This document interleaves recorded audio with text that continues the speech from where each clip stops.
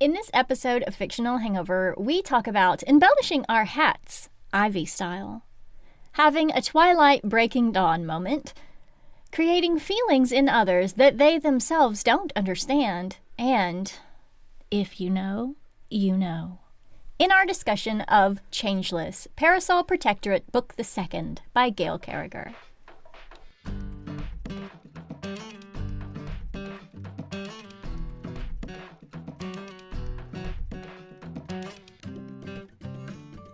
Hey everybody, welcome to Fictional Hangover, a podcast about young adult and new adult, and sometimes other books, series, authors, voice actors, and illustrators that is full of spoilers. I'm Amanda. And I'm Claire. And today we're going to discuss Changeless, Parasol Protectorate, Book the Second by Gail Carriger. Yes. Standard disclaimer. If you haven't read this book, please remember that Fictional Hangover is all about spoilers. If you haven't read or listened and don't want to be spoiled, stop listening to us and go read or listen to the book. Then come back. If you haven't done this but want to pretend that you have, or if you don't care about spoilers, or if you just like to show so much that you don't care about any of that, then listen up. Oh, I love it. I'm so excited. Yay. Do you know what's really exciting? People are actually getting in touch with us about this book club and saying how much they're enjoying the books, how they've found Miss Gail, or, you know, they might have avoided the Parasol Protectorate ones because it's not a YA book, but now they're venturing into it and they're realising how amazing it is and how fun the characters are and that they're really enjoying it. So it's really, really cool. And I'm so glad that we're covering it. So yay! Yes. All of those things. I don't even know. So, are you going to give me some background information so we can get into talking about Parasol Protectorate Book the Second? Yes. Thank you. Thank you. If you haven't gone to Miss Gail's website, gailcarriger.com, and seriously just wasted a million hours looking at all of the amazing things that she has there, you really should. I found this on her website, and she has like bits about each book categorized, so like anything that talks about Changeless is in this pile of stuff. So this was from her Changeless pile, and it's a note that says author thoughts on this book. Changeless is a parody of a gothic novel. I tend to refer to it as my red-headed stepchild because while I love it, tight, clean, killer concept, many readers, particularly of romance, do not like it at all. The ending really upsets them. Oh, that actually links really nicely to my initial thoughts, which is the ending of this one hits me every time. I think it's the third book, to be fair. More because I keep forgetting it's the third. It's this one and not the third one. It's the second one. Yeah. If everyone will recall, this is only my second time reading through this series, so I don't remember all of the things about this one as, say, finishing school or Custard Protocol. I've read those many more times than I have read this series. So I completely forgot that the ending is the ending, and I forgot that my favorite character is introduced in this world, in this book. So many good things about it. Yeah. Right. So let's don our dirigible goggles, our weighted down skirts, our hair muffs, and let's head off. Into the summary. Let's do. Lady Alexia McCann wakes early one evening, not due to her large, handsome werewolf husband's amorousness. They already attended to that for the time being, but due to his yelling. Alexia is confused at first, not understanding why he is yelling at her, but then she realizes he's speaking to a ghost, formerly Merryway. Alexia can't quite hear what the ghost is saying, what with her mumblings, and her husband's half answers are getting her nowhere. It sounds like something, or maybe someone, has disappeared, and Connell, as part of the Bureau of Unnatural Registry, has to go check it out. Alexia's very French maid helps her dress and goes outside, preparing to depart for her meeting with the Shadow Council as Muja. But she stops when she sees many tents being put up on her front lawn. This can't be. They're having a dinner party in a few days. Alexia yells and Tunstall comes to her aid, explaining that the rest of the pack has returned from war and it is customary for all of them to stay together for a short period of time afterward, and they do so on the lawn. She yells for them to move around to the back of the estate, but a very pompous, very blonde man approaches. Ugh. Who is this person?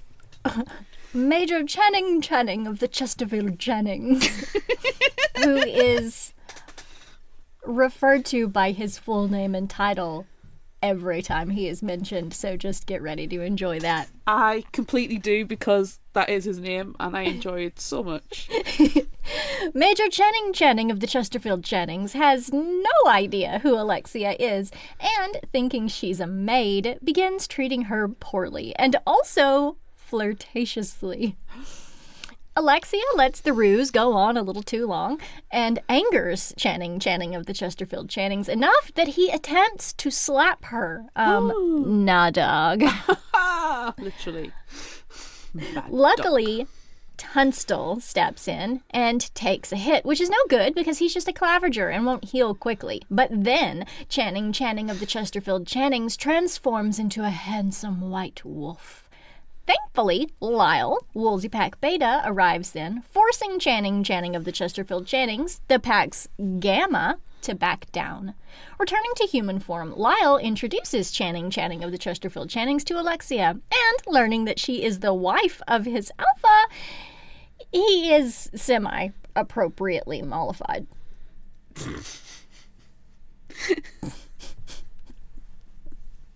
While the pack begins to move all the tents to the back, as per Alexia's request, she again attempts to leave the estate. However, she is then approached by her very best friend, Ivy Hisselpenny, in a very fruity hat. Alexia tries to tell her friend they must catch up later because she is late for a meeting, but Ivy simply must tell Alexia the latest gossip. Ivy is engaged. She will be marrying Captain Featherstoner, but she seems more concerned about the party to be had than, the actual groom. She also frets quite a bit over Tunstall, who is still bleeding from being struck by Channing of the Chesterfield Channings. Alexia tries again to leave and suggests Tunstall put Ivy in a coach, to which Ivy then swoons and laments about Tunstall, probably. Oh, Alexia! Oh, Alexia, I shall have the most delightful hat for my wedding. Lord Macon is running to London in his wolf form to investigate the news from formerly Merryway that there has been a massive unsupernaturaling. It seems that what the ghost said was true, as one moment he is a handsome wolf, and the next he is a handsome man. A handsome, naked man. He tries shifting to his Anubis form, but is unable to until he reaches a certain point. It seems, in this present region in the city, he is shockingly human. Lord Macon wanders around nakedly until he encounters Biffy, Lord Akeldama's very best drone, who of course helps him by retrieving a cloak for him to cover his more delicate bits. It's a shame to clothe a sexy naked man, though. But Biffy got a good look beforehand. Oh, of course he did. Oh, Biffy. In London, Alexia meets with the Shadow Council, who are, after a bit of investigation, determined to be quite human. The potentate asks how Alexia is feeling and if she is having stomach ailments, which is interesting, but she assures him she feels fine. The Dewan thinks Alexia is responsible for the sudden unsupernaturaling because she is the only preternatural they know of, and preternaturals are the only ones who can make a supernatural unsupernatural. Impossible! Who could it be then, and why? Well, there is something worse than a preternatural, but they don't say what it is. Alexia, knowing she is not responsible, wonders if some kind of weapon is involved. The Hippocrates Club was disbanded after all. Back home, Alexia tries to research in her father's library about the mass unsupernaturalling and whatever is worse than preternatural, but comes up empty. She doesn't really come up empty. I mean, there's always lots of weird, sexy books to read, but she does not find any information about what she is currently researching. It's not pertinent. It's pert, but not pertinent. Wink. Soon enough, Lord Macon returns home, and they become amorous, though she still tries to question him about what's going on. They get busy instead of conversing, but that only lasts so long, drat. And then Connell tells Alexia of the God-breaker plague in Egypt a long time ago. Alexia again thinks that what is happening now could be the result of a weapon. She questions her husband about the thing worse than a preternatural, and he mentions something that is not hindered by daylight or darkness and calls it a skin stealer. They're amorous again, without further discussion on this matter. Every sentence with Alexa and Connell involved could always end with, they are amorous again. Yes. Every single one. At dinner, after they've likely been amorous again, Connell is absent and Channing of the Chesterfield Channings is grumpy about him running off. Channing of the Chesterfield Channings is always grumpy. Yes. But this time it's especially because it is to deal with the disturbances from his former pack, who are currently without an alpha due to that alpha's death, which is causing a ruckus. A ruckus. He didn't even get to tell him about the troubles they face on their return home from war, the fact that they lost their powers and grew beards. No! Actual facial hair. Whew. Alexia chides Channing of the Chesterfield Channings for being arrogant and stupid and for potentially putting them all in danger. She goes shopping with Ivy after this to a place that formerly Merryway said Connell suggested she go.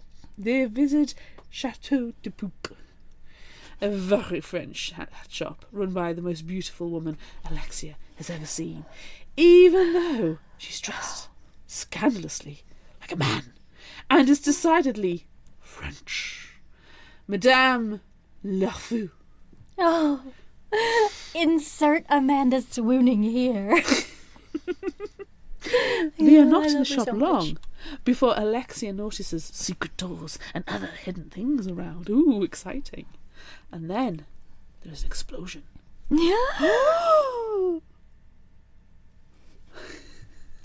While Ivy is passed out, ladylike, on the floor from the surprise of the explosion, Alexia uses a concealed door to travel down to a hidden laboratory below the hat shop. It's quite amazing and has lots of machine parts in various stages of build, and a wicker chicken. Yes.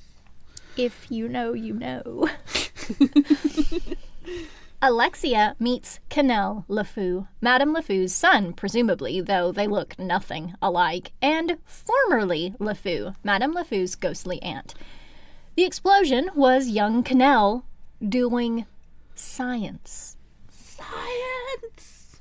After sending her son away to gather materials to clean up his mess, Madame LeFou gives Alexia a gift requested from her husband. It is a parasol, which we all know Alexia loves, but this one is weaponized. Yes. It has poisons and perfumes and darts and acid. It can disrupt mechanical devices. It's able to withstand a wallop, and Alexia loves it. Yes. Though it is rather ugly. Upon leaving, Alexia offers to introduce Madame LeFou to Lord Akeldama and plans to visit him later. Ivy, who has woken from her faint, is left in Tunstall's care, who has suddenly appeared with a message that Alexia needs to visit Lyle at the BUR office. Lyle tells Alexia that whatever is causing the unsupernaturaling is moving towards Scotland, where Connell is currently headed, but it will make it there before he does, as he is travelling in wolf form and they suspect the weapon is travelling by carriage. He has sent a message that he hopes will arrive in time, but he wonders if Alexia should alert the Shadow Council. She decides not to, just yet, and instead goes to visit Lord Akeldama.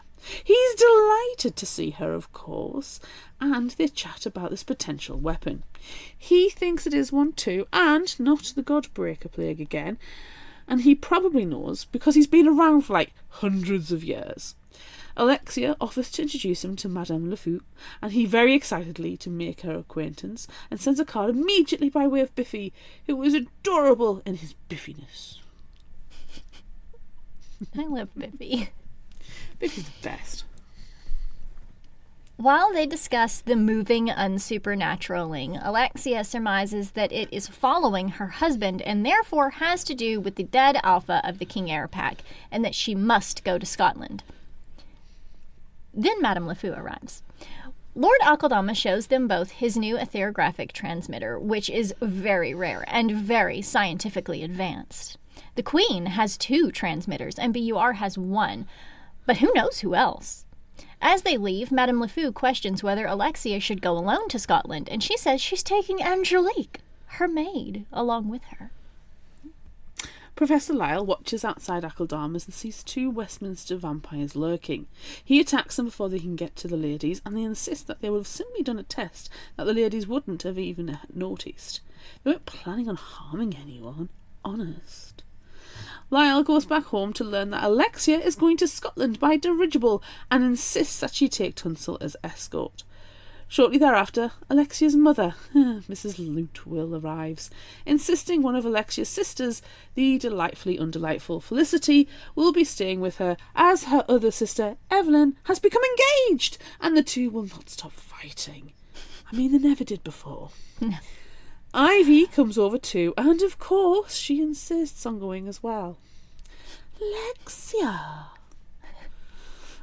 Why did you invite your sister and not me, Alexia? Alexia, I simply must come with you. It's not the done thing to travel on one's own. Alexia! Before the dirigible departs, there's a delightful story in the newspaper describing everyone's outfits, but Alexia thinks they must look like a parade of pigeons. Madame LeFou has also decided to take part on this journey, and she and Angelique have a quick, heated conversation in French that Alexia is unable to catch.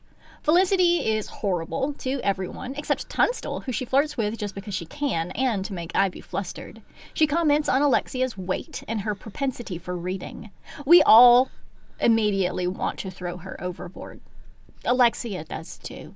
100%. Alexia catches another conversation between Madame LeFou and Angelique, and it definitely sounds like she is a spy, and or that something is going on between the 2 French women.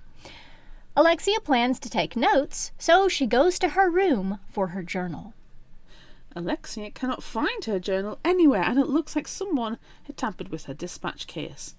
Soon Ivy comes in, distraught, because Tunstall professors love her on the squeak deck, and she, with a high voice with helium, said she might love him too. Alexia, I think I love him. Oh, Alexia!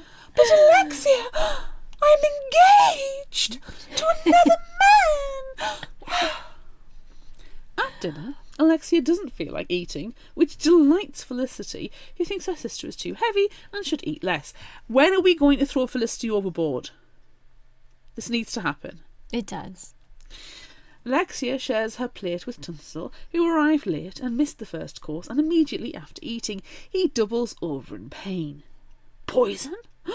Professor Lyle, meanwhile, goes to see Lord Akeldama with a proposition. Alexia forces Tunstall to vomit, and luckily he seems to be fine enough, the poison not having had the time to take effect before he unceremoniously throws it up over the side of the dirigible. I can't just throw up on command. I can't do it. You're an actor, Tunstall. I like her alpha voice. Yes. I'm your alpha! Alexia and Madame LeFou go for a stroll then, wherein Madame LeFou mentions that she believes Alexia was meant to ingest the poison, and Alexia mentions that Madame LeFou could be responsible for the poisoning. They chat about Madame LeFou being a better poisoner than that, and then Alexia is hit from behind and knocked over the side of the dirigible. Luckily, she gets caught on a metal protuberance a few floors down and does not fall to her death. Would have been a really short series if Alexia died. It would have been. That's the end. Sorry, everyone. Go home, everyone. Thank you. Thank you very much. Alexia sees that Madame LeFou is fighting with someone, but she can't tell who. After dangling for quite some time with her undergarments exposed, a rope ladder is tossed down and Alexia climbs up to safety. Madame LeFou takes her to her room and they are very, very close together for some time when Alexia notices Madame LeFou's neck is bleeding. Alexia pulls away her cravat and sees Madame LeFou has an octopus tattoo, and it looks exactly like all the octopuses she saw when she was kidnapped and held below the Hippocras Club. Uh-oh. Ooh. Notice we conveniently don't mention the drunken ivy that's currently fluttering around the dirigible at this time. Ivy's drunk. There you go. Alexia, I'm having a drink. Would you care to join me?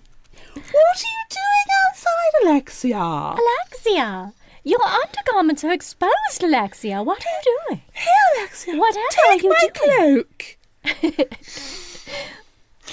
Tunstall again professes his love to Ivy, and Ivy comes to Alexia distraught. Oh, Alexia, he said he loves me. She doesn't know what she should do because she loves Tunstall as well, but he is only a lowly actor. And Captain Featherstoner is, well, a captain. Alexia convinces her friend to let Tunstall down and also chides Tunstall for his profession of love. Whilst Ivy is sobbing in Alexia's bed in an artful fashion, Alexia questions her about what happened the night before, and Ivy admits to overhearing Madame LeFou yelling at someone in French, Alexia! In French! Alexia later confronts Madame LeFou about this, and she admits she would never hurt Alexia, and is not following her necessarily, but they need to go to the same place. Then she tells Alexia that she is not the first preternatural she has met, but once met Alexia's father when he came to call upon her own father. Alexia's father has literally met absolutely everybody but Alexia, and he's probably banged them as well. I was about to say, and he's probably slept with all of them. Yes. Minus Alexia, yes. Whom he has never met and also is her father, so that would be We addressed this last week, I feel like. Or we've addressed this on several occasions. Yes, we have. Yes, we have. When they arrive in Scotland, they are greeted by Connell, who caught his wife's scent as he approached King Eyre Land. Alexia is wobbly and shaky after landing, but assures her husband that she is just not a good flyer and is not sick at all. She tells him that they came because Lyle believes the unsupernaturalling is travelling and has arrived in Scotland. Connell appreciates this and the fact that Madame LeFou has joined his wife. She can perhaps take a look at King Eyre's newly acquired etherographic transmitter. She's delighted to assist. Technology, ooh. They are greeted, using the term loosely, outside Kinnair Castle by a woman, Connell's great-great-great-granddaughter. Sit here. She's not pleased that her grandfather has arrived, but lets them in anyway. Alexia takes care to hide her dispatch case in Ivy's room, not sure it will be tampered with, and sends Angelique to Ivy to fix her hair. Alexia and Connell discuss why he came to Scotland, but don't really get anywhere. He also kind of describes falling off the dirigible, but, not a lot of detail. The only thing that we really know before going down to dinner is that none of the werewolves have been able to change. Alexia plans on investigating. The dinner does not go well. Shock. It starts out fine, but ends with Connell and the King Eyre Beta in a violent fight that destroys a meringue. Most of the King Eyre pack don't like Connell because he abandoned them without a proper alpha able to turn Anubis and create more wolves. Connell confesses to Alexia later that his former pack, led by his old beta, was planning to poison Queen Victoria. Connell was forced to kill his beta and abandon the pack because he didn't believe he could trust any of them not to try again to kill the queen, or maybe even him. Alexia wonders if they're not going to try again, since they've got whatever the weapon is that makes supernaturals human.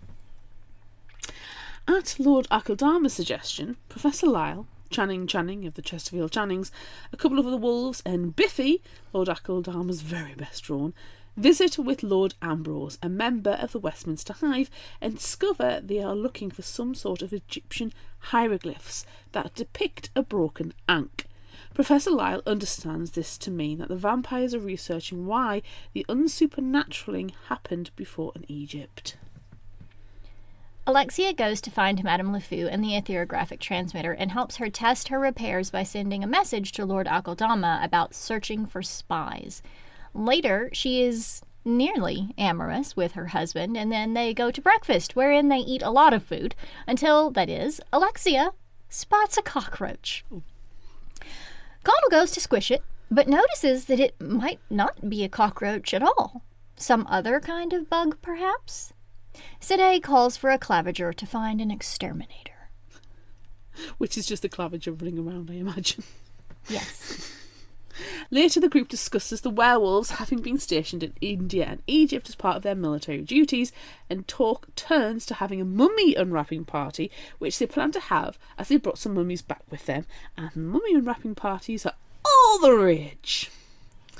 Alexia overhears the Gamma and Beta of the King Air saying something along the lines of "destroy it all," which, that can't be good.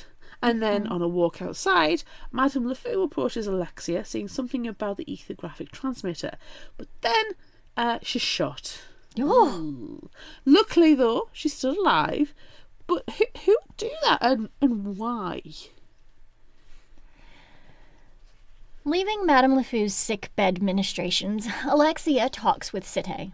She learns that Sidday has been acting as alpha female without actually being a werewolf since Niall, a lone wolf she brought home with her from finishing school, became alpha in Connell's place. Sidday has been leading the pack since Niall's death and wants her grandfather to try to transform her, but Connell, knowing it's very unlikely the last member of his family will survive the metamorphosis, refuses to try. It's not like he can do it right now anyway, what with the unsupernaturaling happening. Alexia and Sidday plan to work together to stop the unsupernaturaling, so maybe Alexia can convince Connell to try to change his great-great-great-granddaughter into a werewolf. They have the mummy unwrapping party that Connell isn't interested in, so he goes to watch over Madame LeFou and allows Tunstall to enjoy the mummy party. For some reason, Alexia is absolutely repulsed by the mummy. She's not disgusted, she is literally repulsed. Like, the scientific use of the word. Think magnets. She forces herself to get close to examine it and sees it has a symbol on it. A broken ankh. But doesn't know what that means. When they finish unwrapping the mummy and scarabs come out, Ivy and Felicity faint. One of the werewolves tends to Felicity and Tunstall rescues Ivy, which leads them to kissing passionately Alexia. Alexia abruptly leaves the scene, rolling her eyes, when she hears her husband yell in pain. Making it back to the room where Madame LeFou is recovering and her husband is keeping guard, Alexia discovers that Connell was drugged with some sort of dart. She decides it's time to end the unsupernaturaling and dons her title of Mujah. She goes to her room, messy from someone breaking in, gathers a gun hidden there by Connell, a sundowner weapon that can kill vampires and werewolves, and her letter from the Queen naming her Mujah. She approaches Sidday and asks to see all the Egyptian artifacts they have and sends a message to Lord Akeldama asking for advice using the etheregraphic transmitter. He responds that the bodies of preternaturals are always cremated and adds the broken ankh symbol. Huh? Alexia begins her examination and has to say to the party mummy again, and realises the broken ankh symbol represents a preternatural.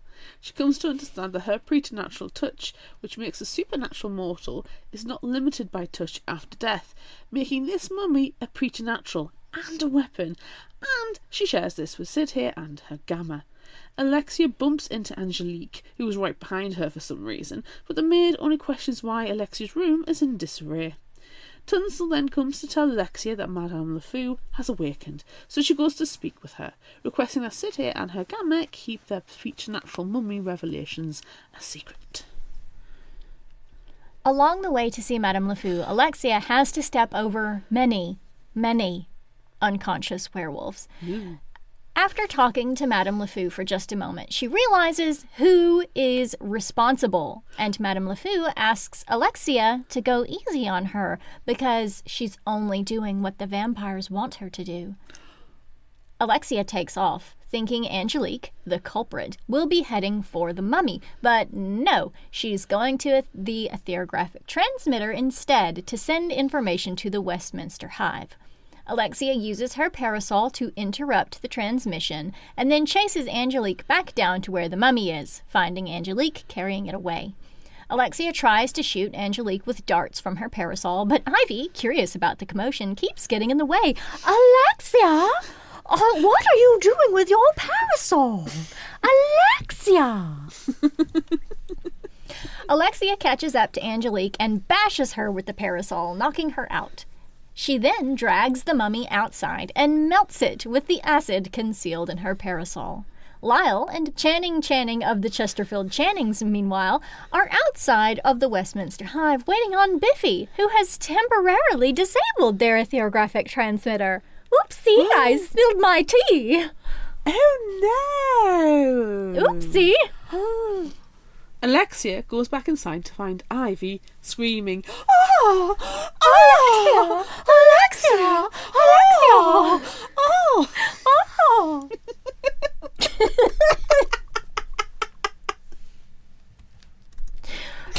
Oh, that's so funny." Angelique has woken from her wallop and is holding Ivy at knife point. Alexia! Alexia, she's got a knife! Alexia! Alexia, won't you help me? Oh, Alexia, what is your maid doing? I only wanted my hair doing. Alexia, parasolless, and Tunstall, with the sundowner gun, chases after them. They catch them in a room, Angelique making Ivy open the window. A window? Open a window, Alexia! Alexia! Tunstall sneaks up on them and tackles Angelique. Ivy, having fainted upon seeing, has come to her rescue. Tunstall! Tunstall! Oh! Thankfully, this makes Ivy quiet. Unfortunately, Tunstall tackles sends Angelique out the window. Not by the rope ladder she had secured there, though, but tumbling out to the ground below. The mummy dissolved, all the werewolves have awoken and have made their way to the room. Alexia goes outside to check on Angelique's body and finds she has become a ghost. Alexia questions formerly Angelique and learns that Countess Nadasdy has sent her after the unsupernaturaling weapon and used her as a spy, offering to try to change her into a vampire if she did as she said. Angelique says she never tried to kill Alexia and all the attacks were meant for Madame LeFou, her lover, who was blackmailing her about her son Canel. Madame LeFou wanted Angelique to be a mother to her child, but Angelique would not claim him, knowing that Countess Nadasdy would never attempt to change her if she knew she had a son. After most of her questions are answered, though not one that hints something about Alexia and what she could carry and or is carrying, Alexia exorcises formerly Angelique. Alexia returns inside into her husband and Madame LeFou. After some arguing, she learns that Connell sent Madame LeFou after her to keep her safe, but Madame LeFou was the one who kept trying to steal her dispatch case. She wants to know the source of the unsupernaturaling weapon in order to maintain control over supernaturals.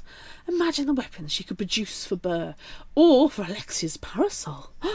Alexia tells Connell that Madame LeFou is working with the Hippocrates Club, but that's not actually the case, even though she has an octopus tattoo.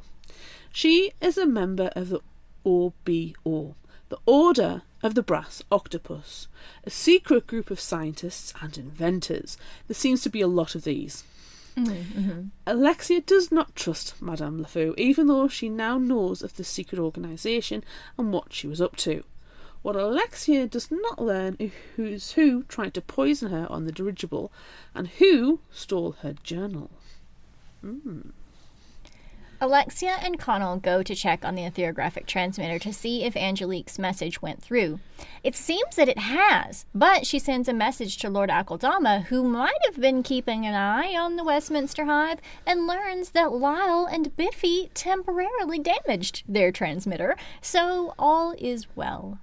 Only Alexia and Connell, Sidhe and her Gamma, and maybe Lord Aquildama, Biffy, and Lyle know that the preternatural mummy was the weapon. Connell plans to alert BUR that all soulless must be cremated upon their deaths, just in case, but without telling them why. After visiting the transmitter, Sidhe alerts them that Ivy and Tinsel have escaped and eloped. Alexia!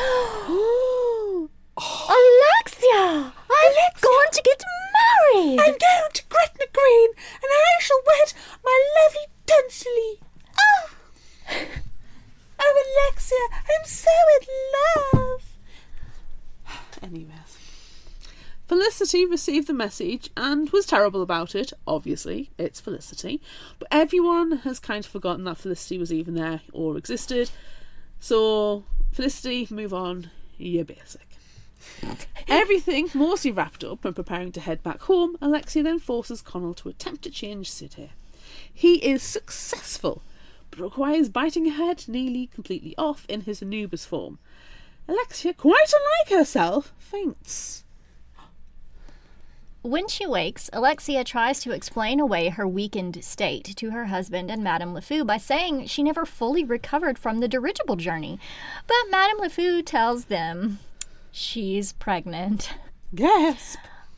Alexia has been queasy and weak and has gained weight, and Madame LeFou, having witnessed Angelique's pregnancy, believes this to be what is afflicting her.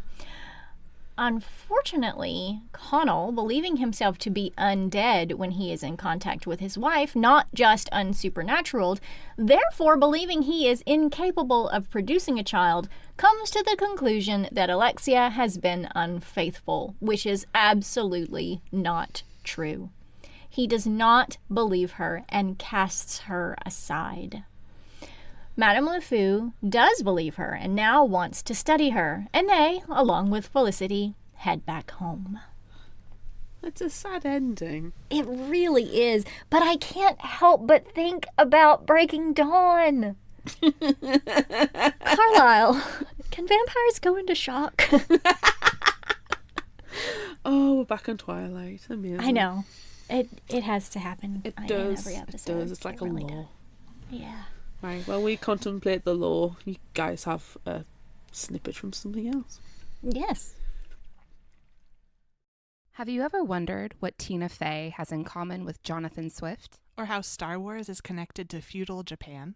Or just how pervasive Shakespeare's influence still is? I'm Rhonda. And I'm Erin.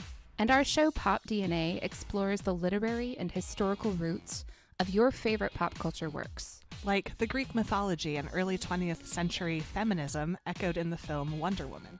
Or the classic dystopian fiction and real-life political revolutions that informed the Hunger Games. Every month, we bring you a deep dive discussion of a selected pop culture work, featuring jokes no one will think are funny and literary references no one asked for. Find us at thepopdna.blog. Or anywhere you get your podcasts. By the way, Shakespeare is bigger than Disney. Are we back? I think we're back. Amanda, are we back now? Claire, I believe we are back. Oh my goodness. Your name needs more syllables to make it Ivy-worthy. Claire! You just go, oh, Claire! I had to stretch it out. Claire! Amanda! Multiple Alexa! syllables really help.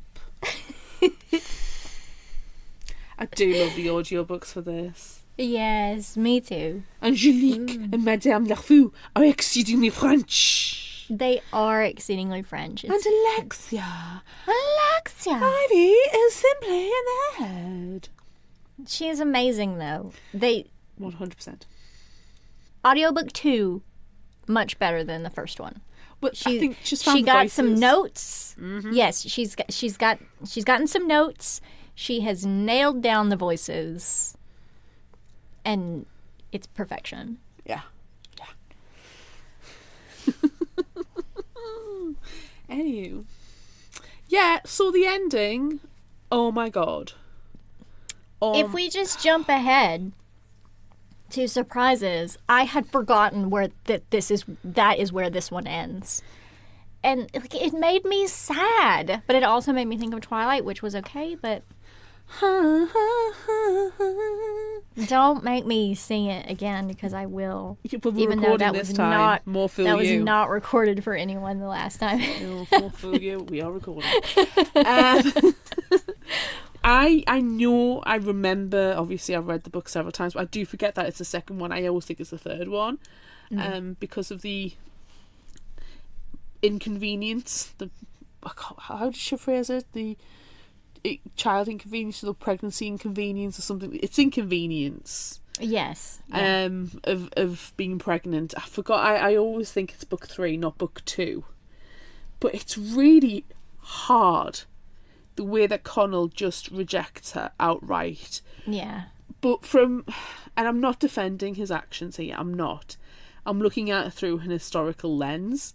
Mm-hmm. Given the fact this is based in the 1800s, where fidelity is highly prized with the women.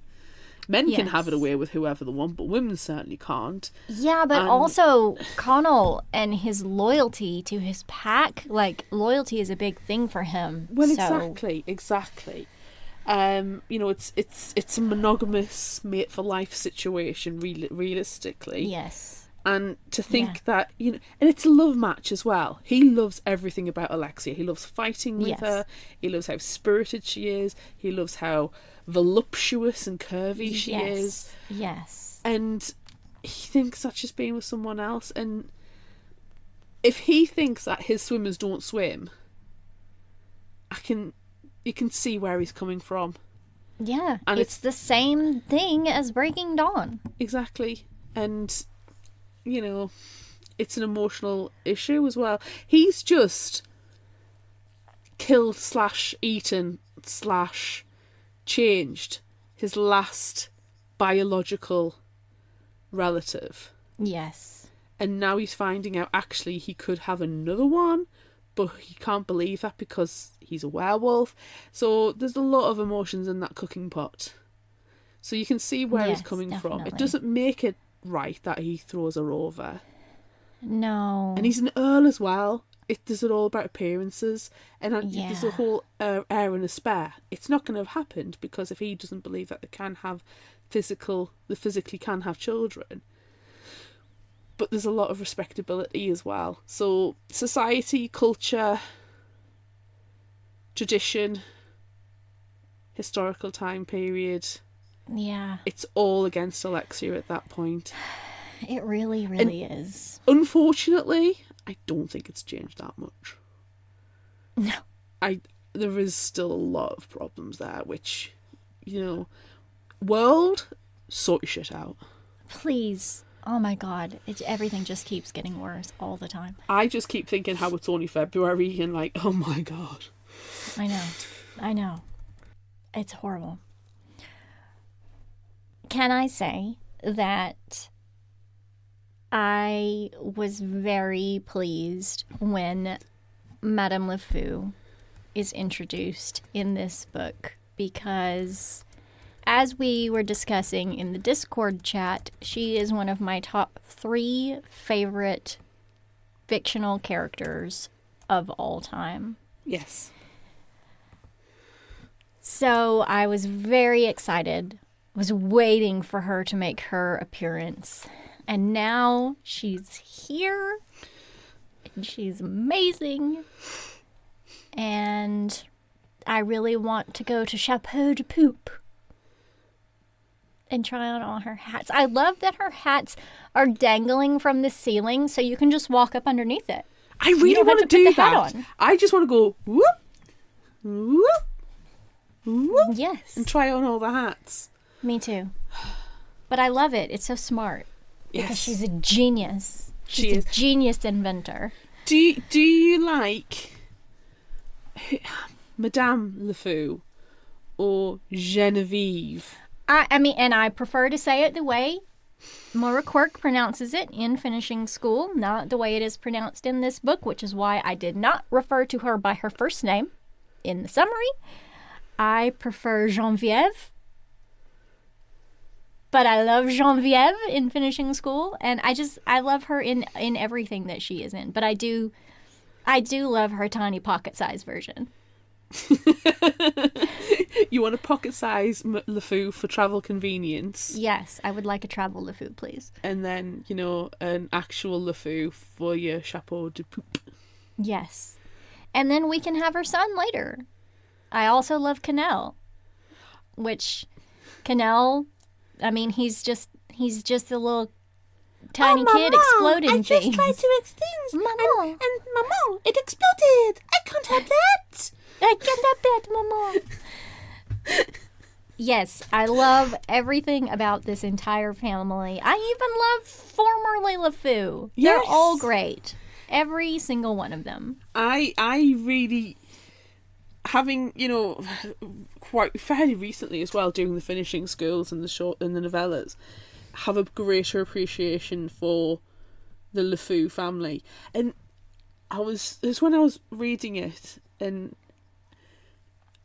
trying to pick up the bits that link to the other series. Obviously, Cannell is one of the leads in the Custard Protocol, Yes. but And we know... also a character that has not yet arrived on scene.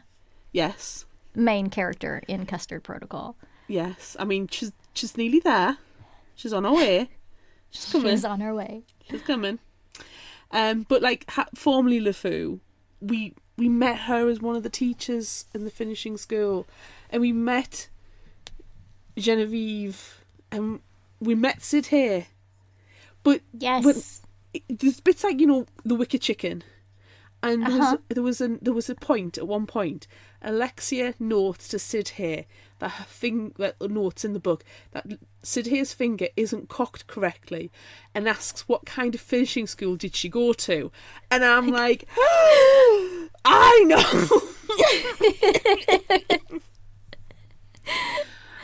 But I didn't catch whether Sid here and Madame LeFou actually have the moment where they may potentially recognise each other, and I don't think they do. But in all fairness, the Parasol Protectorate was written first. Right. And it was written... So, in Miss Gale's, beta readers and archive historians are top-notch.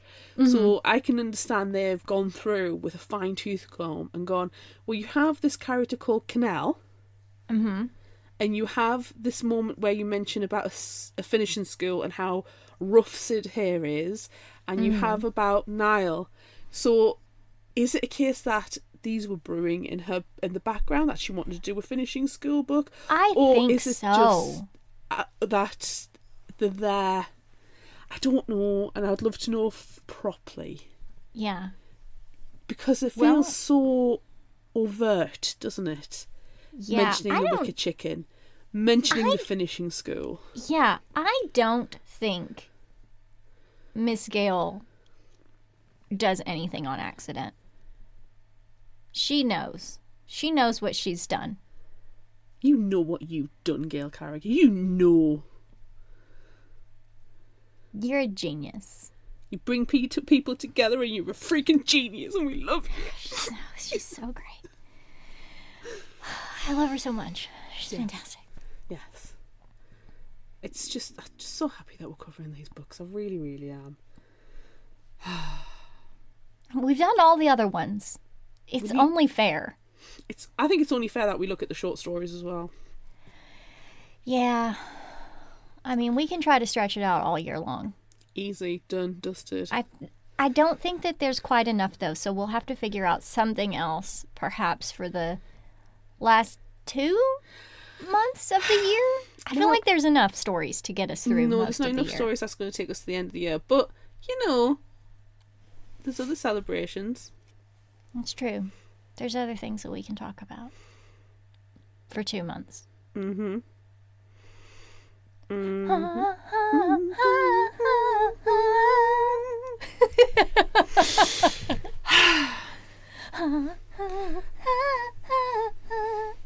I'm not gonna do it. I'm not gonna do it because we're talking about. No. I know. Don't do it. Don't get me started because I will sing the entire song. We need to talk about Changeless, though. We need to talk about Biffy. Oh, Biffy. I will love say, Biffy. the worst thing about the audiobook narration is actually Biffy's voice. It's too much. It's like Ivy becoming from a boy. Yeah, I don't know that I really paid attention to it. I don't think it knocked me out of the story or anything. It gets to me because I listen to Romancing the Werewolf every year at Christmas. Right.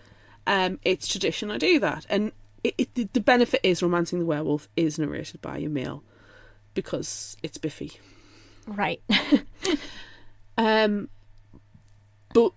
in the audiobook, Biffy is... I'm going to say the word effeminate, and it's not the right word, but it's probably the easiest word to apply to give you the kind of impression I mean. Yeah. He's just too extra. And he's a dandy. But he's a dandy. Not sounding like this. It didn't sound right. I think it's probably because it's a woman doing the audio narration. Probably. For him. And I think if it was a man doing it, the lower octave would help. Yeah. But it's like the only thing in the audiobook narration that I don't like. But I love Biffy to bits. Like, I feel like we're constantly teased Biffy. We are. And I want more. But like we said in our last episode, that Biffy's always in the right place at the right time. With a cup of tea. With a cup of tea. And he might be spilling it on your theographic transmitter. Oops. Biffy's got some kind of like supernatural abilities, even just being a drone, you know? Yes. He knows the fact he knows how to be in the right place at the right time, doing the right thing with the right things. Like Connell's being able to get Connell a cloak because he's in his birthday suit. Yes. In the middle of London. And being able to like get to the ethographic transmitter and make sure that the messages don't come through. He has an ability, a skill. Yes, he's good. He is good. And when you know what happens to him as well, I think that's part of why the audiobook narration bothers me, because I know what happens to him, and I'm like, ooh. Yeah, but I know. Ivy running off with Tunstall. Hey, Tunstall. Vomit, Tunstall, you're an actor. I'm your alpha. I demand you vomit at once. I don't think I can do that. You must. Oh, it's all very good. Poor Captain Festinhue. Nah. Whatever, he's off screen, nobody cares. Nobody cares about him. Nobody cares. We care more about the hats in the Chateau de Poop. Yes, we do. But I love that they finally decide that, well, you know, maybe Ivy can just be an actress as well. And they can go and be together, and they can be poor actors together. Alexia, we'll tread the boards together. My Tunsley's so talented. Alexia. Alexia, you shouldn't wallop your maid with a parasol. Alexia! It's not done, Alexia. Alexia, you're showing your ankles. Alexia, there are knees everywhere. Oh my God, Alexia, there are knees absolutely everywhere. What do I do, Alexia? What do, Alexia? That's one of my favorite quotes. I know, There are I've jumped ahead. knees. It's one of mine. There are knees absolutely everywhere. Alexia, do you need the special socks now? I'm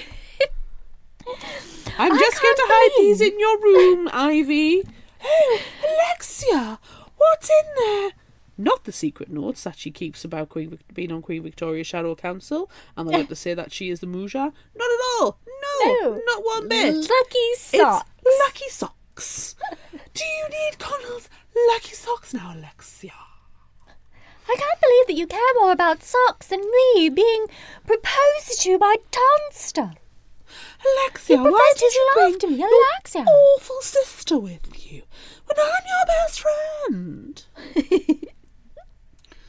Oh, Felicity, not even worth being included in the discussion, so we're moving on. Yeah. I don't know what else to say. It's just I was about to say, great. is there anything else we can even No, talk about, or are we just going to keep no. going, Alexia? The I only don't know thing we what to can talk about potentially anymore, do Alexia. is accent French accents, where we can talk about Chateau de Boop a bit more, and we can talk about the hats and the graphics and the science of it all. Look, I am wearing trousers. Scandalous. Alexia, she's wearing pants. Alexia, she's so French. Oh, I love that Alexia is very clearly enamored by Madame LeFou. Oh, And, Madame like, LeFou she brings gets out some- feelings in others that they themselves do not understand. Yes, she's got some heart palpitations that she only experiences with her husband in the bedroom. No. I do appreciate the scene, which was not included in the summary. After Alexia checks Connell over to see if he has been struck by a dart, she also has to check Madame LeFou over and takes off all her clothes and quite likes what she sees. Oh, so good. And then, of course, at the end, Madame LeFou's like, all right, well, let's just go home. Me and you, we'll go together. Would you like to come to my poop? Oh, I love them. I love them all. I do. But nope, that's the next one. Shut up, Claire. Yep. Stop it. Stop it. Stop it! Stop it. Stop it! Alexia! She's about to Alexia. give spoilers. Oh my goodness. Claire! She'll be showing ankles! Oh! Oh. Right, let's be a parade of pigeons and do some quotes, I think. Okay, yeah, I think you're right. Would you like to share your favorite final thought quotes? Well, I suppose I'm gonna have to do it. Alexia! Alexia! She hissed. There are knees positively everywhere. What do I do? There are knees positively everywhere. What did you do? Well, you see, there was this pot of tea simply sitting there. He trailed off. Useful thing, tea, commented Lyle thoughtfully. Yes, it is, Lyle. Yes, it is. My last one, because otherwise we are going to get into grounds of copyright infringement. She moved with such purpose as though she walked with exclamation marks. Oh, I love it. Miss Gail is magic with words. Oh, completely. Go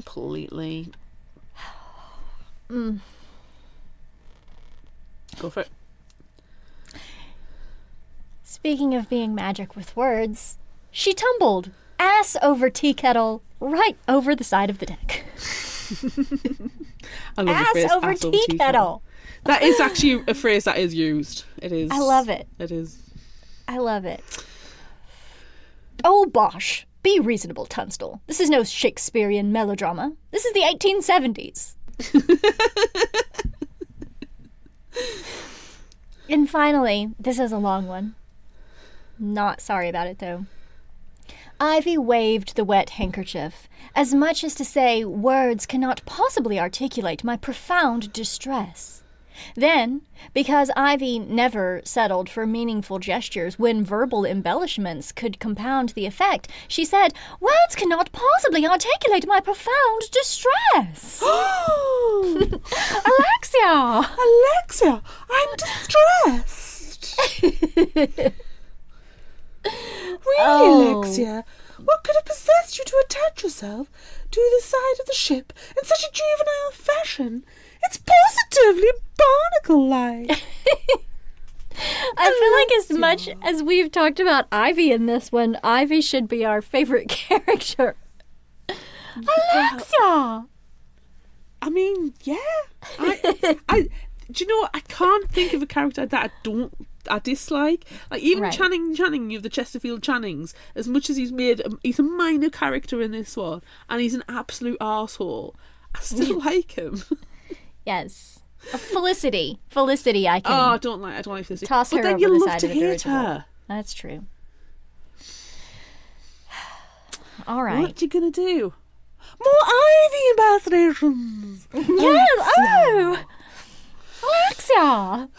As everybody's already tuned off when they first started doing it. Yep, Sorry, yep. we latched. Sorry, I'm not sorry though. No, not at all. Okay. Would you rather time? Is it time? Pew pew pew. Pew pew pew. Pew, Alexia. Alexia, where's the ninja? I will forget one week. Anywho, we asked on social media, would you rather your travelling partner be an annoying sibling or your frivolous best friend? Oh, Alexia. Alexia, well, Amanda, unsurprisingly, everybody wants their bestie. 85% on Facebook, 75% on Instagram, and a cheeky little 100% on YouTube. Oh. I know, we only have a couple of comments this week, but let's do them together. Oh, Okay. wonderful. Katrina on Facebook said, so if my sibling is annoying, then obviously I choose my best friend. Frivolous or not, she's my best friend for a reason. Or can I have a secret option number 3? Lord Akildama. Do you know what? You invoked the name of Lord Akildama. You get that option 3. Yeah, definitely. Emily on Facebook says, I already have a frivolous best friend, so I choose them. Constance on Facebook says, only child here, but even so, if my bestie is considered frivolous, then I'm even more so. Bestie road trip. Coral on Facebook says, I love my very annoying sister. I would travel anywhere, anytime with her. Plus, she knows how to have a good time and get out of trouble. And finally, Brie Tart on Instagram said, frivolous best friend, always. Annoying plus travel equals no bueno. BFF plus travel equals endless entertainment. Obviously, I have to choose Ivy in this situation. Obviously, Amanda, I'm going to choose my bestie. And we can be frivolous together, wearing fantastically stupid hats. Yes, of course. We shall go to all the Chateau de Poops, and we shall wear all the best hats, and we shall have parasols and drink tea together, and we shall look at all the knees. Oh! I 100%, not even just choosing Ivy in the situation. I would 100% choose my best friend over my annoying sister. Well, I don't have a sister. I have a sibling though, and I'm not choosing them. No, choose your found family, your chosen family, not your biological family for this kind of escapade. Yes. So we just need to get together again and go traveling frivolously. Yes. Oh. What hat shall I wear? Next question. All right. Next question. Would you rather attend a mummy unwrapping or witness an alpha bite? Oh, there is part of me that wants to attend a mummy unwrapping because I saw a meme the other day, and it was every adult, every woman, and when they were a girl, went through either the ancient Greek, ancient Rome, ancient Egypt, whatever phase. I was ancient Egypt. All the way, 100%. I was going to be an Egyptologist when I grew up. I was going to write books about it. I wrote a paper on the murder of Tutankhamun. I freaking loved that shit. Still do. But it's also massively disrespectful. Yeah. Hugely disrespectful. And I'm British. I know we ravaged the Middle East of antiquities, and they're all sitting in the British Museum. And as much as I have been to the British Museum and I love the British Museum, they are not British antiquities, and they should go to their home countries. Yeah. And it's disrespectful to the body as well. Yes. Just because something is ancient doesn't give us the rights to take it apart and desecrate it. Just because it's been thousands of years, it doesn't give us any right. So as grotesque as the alpha bite was, damn, I want to see Conall Dewey's Anubis form. Yeah, me too. For sure. And I think, considering how difficult it is to make an alpha, to be somebody who witnesses it, and especially the rarity of a female werewolf alpha, yes, I think that would be something as well. You could dine out on that for a little while. So I'm going to witness an alpha bite. Same. I will say that I did not have one of those phases as a child. Did you not? You rarity. Yeah, I don't know. But I agree with you that I would rather witness an alpha bite than a mummy unwrapping. Like, just imagine, it probably does not smell good. No.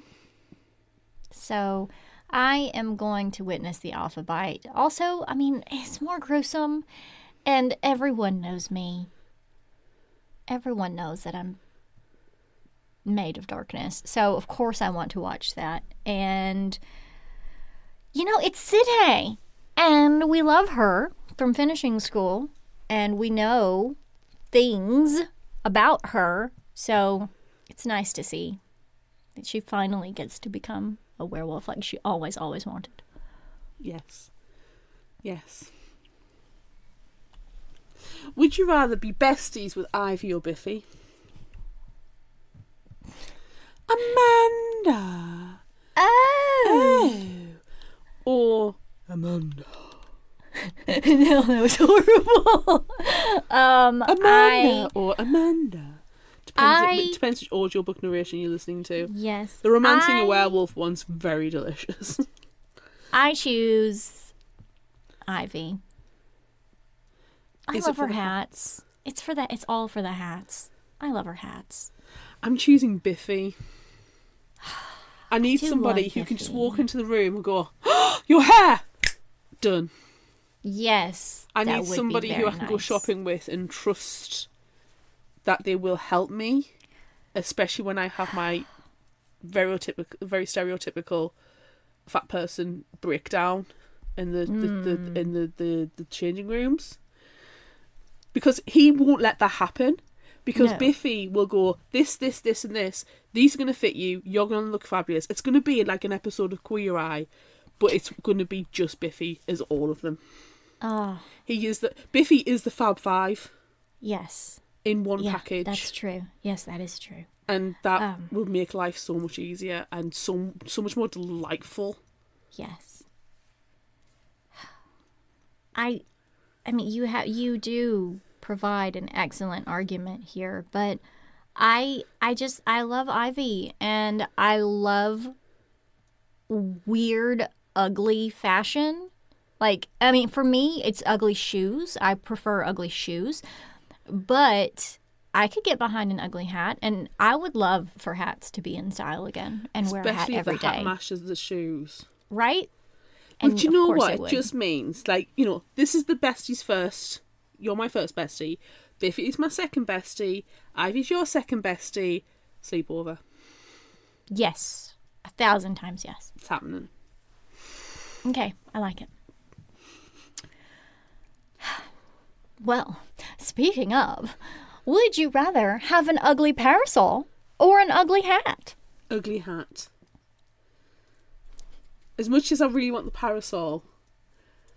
No, actually, I could do the parasol because I need to walk with if the parasol can also double up as a walking stick, And it can. Alexia's can. then I'm going to pick the parasol because that will literally help me with my mobility because I do need a mobility aid. Do you and also it comes have with poison? deadly weapons. Yeah, okay. Okay. And the 3 sticks that I have, the only deadliness about them is if I was to hit somebody with them. Right. Which They I've can been handle told a I'm wallop. not supposed to do. Why? I don't know. Law? Grievous body harm? I don't know. So I'm going to go ugly parasol because then I have pockets. And I can put Yes. books in them and tea bags and poisons. I don't Yes. have to well label things.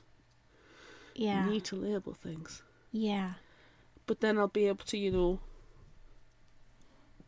walk. Yeah. It's got to be the ugly parasol. I need an ugly parasol. Yes. Where is Madame Lepoo? I think I'm going to go with an ugly hat, but I'm also going to store things in it. Yes.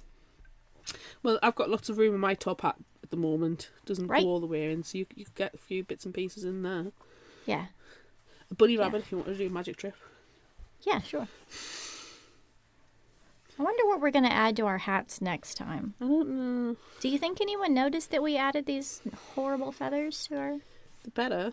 hats? I mean, they noticed yours because yours is rainbow, but mine is purple and it's kind of dark in my room right now.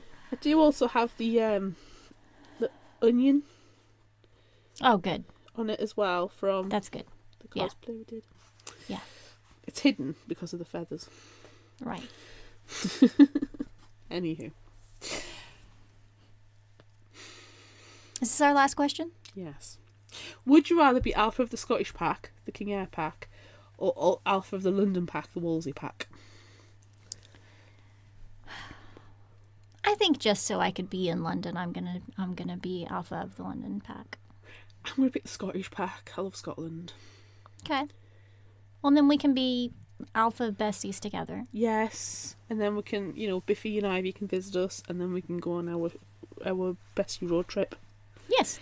I love all of this. It's a fantastic idea. Works so well. Fantastic. Okay. If you liked this, try this. What are you going to suggest this time? I feel like we're going to run out of steampunk novels to suggest before this time is over. Given the amount of Gail Carriger books that we have already covered, I have officially ran out of steampunk books.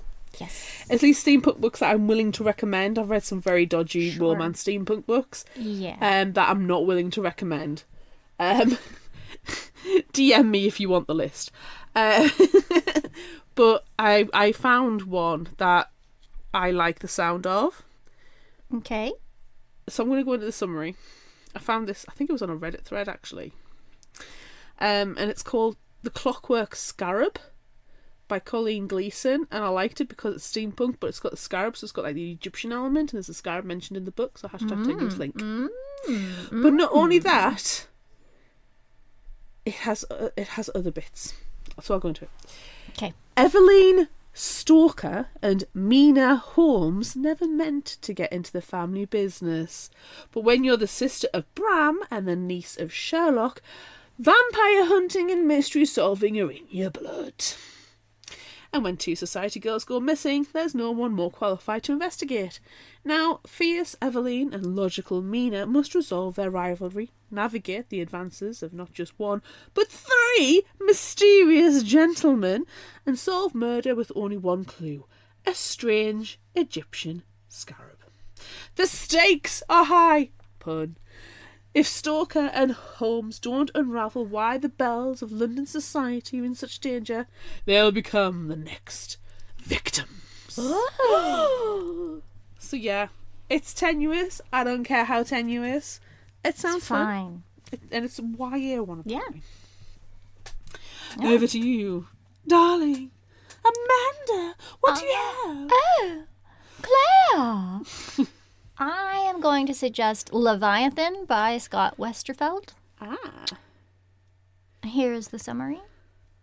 Prince Alexander, would-be heir to the Austro-Hungarian throne, is on the run. His own people have turned on him. His title is worthless. All he has is a battle-torn war machine and a loyal crew of men. Darren Sharp is a commoner, disguised as a boy, #tenuous link, in the British Air Service. She's a brilliant airman, but her secret is in constant danger of being discovered. With World War I brewing, Alec and Darren's paths cross in the most unexpected way, taking them on a fantastical, around-the-world adventure that will change both of their lives forever. So this one is steampunk and a lady who wears men's clothes. #tenuous link. Perfect. Perfection and all the tenuousness it is. Yeah, of course. I'm hoping for a very tenuous new indie spotlight. Uh-huh. Yeah, there's some #tenuous links here in this one as well. Yes. This one is called The Catcher of Souls by Ruxandra Tarka, and it comes out March 5th. So very, very soon this releases. Sebastian Blackmore, Viscount Keswick, has two obsessions: concocting poisons and hunting down individuals whose unnatural powers go against the will of the crown.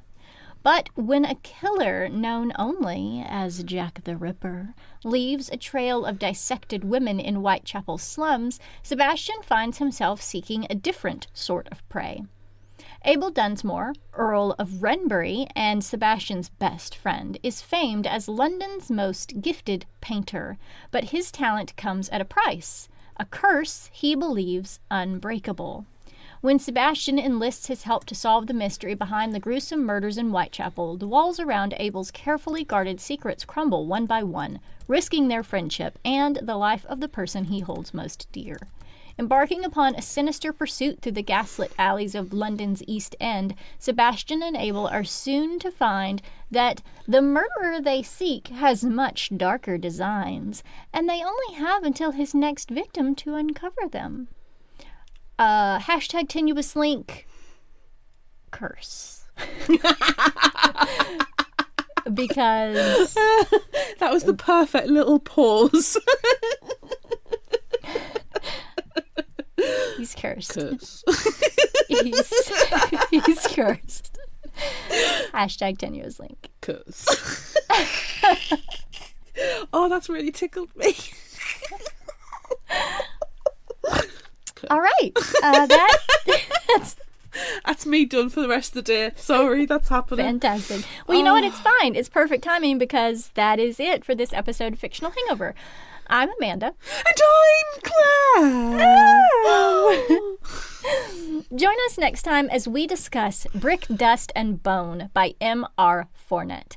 Look out for our Would You Rather polls and monthly challenges on social media. Don't forget about our book club on Discord. Be sure to visit our shop on Redbubble at fictionalhangover.redbubble.com for all your favorite Fictional Hangover-themed merchandise, and become a patron of ours on Patreon at patreon.com/fictionalhangover.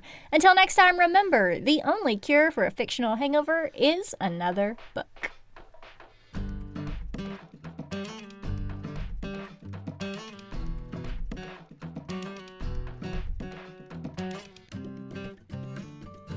You can find us at fictionalhangover.com and follow us on all social media at Fictional Hangover.